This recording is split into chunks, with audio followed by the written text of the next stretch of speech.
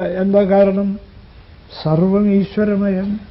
ഇവിടെ എന്ത് പാപം, എന്ത് പുണ്യം, ഇതുറപ്പിക്കാതെ വേറെ എവിടെ ആർക്ക് എന്ത് രക്ഷ കിട്ടും? അപ്പോൾ ഈ ബ്രഹ്മജ്ഞാനം ഉറപ്പിക്കൂ. ഏത് പാപത്തെയും നിമിഷം കൊണ്ട് കടക്കാം. സർവ പാപം അതില്ല, അത് ബ്രഹ്മം. ഏത് പാപം? ഞാൻ അപ്പൻ്റെ നേർക്ക് അമ്പയച്ചോ, അയച്ചെങ്കിൽ അത് ബ്രഹ്മം, ബ്രഹ്മയജ്ഞം. എന്ത് പാപം?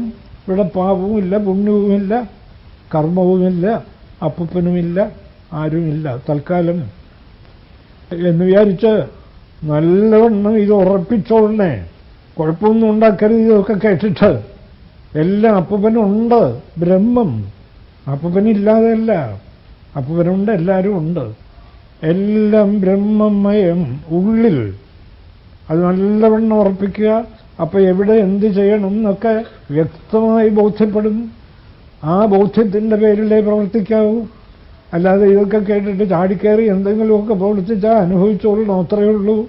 വേറെ മാർഗമൊന്നുമില്ല. കൃഷ്ണൻ പറയുന്നു.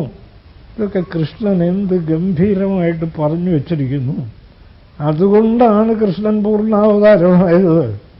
യസ്യന അഹങ്കൃതോ ഭാവോ, ആർക്കാണോ അഹങ്കാരമില്ലാത്തത്, ഞാൻ ചെയ്യുന്നു, എൻ്റെ കേമത്വം ഇതാർക്കില്ലയോ, ഇതൊക്കെ ഭഗവാന്റെ ഒരു ഇന്ദ്രജാലം. ഞാനും എന്തൊക്കെയോ ചെയ്യുന്നു. ഇപ്പൊ ഇവിടെ രാമായണം പ്രസംഗിക്കുന്നു, അത് ചെയ്യുന്നു. എന്ത് രാമായണം, ഏത് ഞാൻ? ഒക്കെ ഈശ്വരൻ, ബ്രഹ്മം, അല്ലാതെ ഇവിടെ ഒന്നുമില്ല എന്ന ഉറപ്പുണ്ടോ? യസ്യനാഹങ്കൃതോ ഭവോ ബുദ്ധിർയസ്യ ന ലിപ്യത്തെ. ഒരു കർമ്മം ചെയ്തിട്ട് ഞാൻ ചെയ്തു, എൻ്റെ കേമത്വമാണ്, ഫലം എനിക്ക് തന്നെ വേണം എന്നിങ്ങനെ ആരുടെ കർമ്മമാണോ അവനെ കയറി പിടികൂടാത്തത്? സംഘം ഇല്ലാതെ അനുഷ്ഠിക്കപ്പെടുന്നത്. യസ്യനാഹങ്കൃതോ ഭവോ ബുദ്ധിർയസ്യ ന ലിപ്യത്തെ ഹത്വാഭിസൈമാൻ ലോകാൻ. അവൻ ഈ ലോകത്തെ മുഴുവൻ കൊല്ലട്ടെ അർജുന. ഹത്വാഭിസൈമാൻ ലോകാൻ.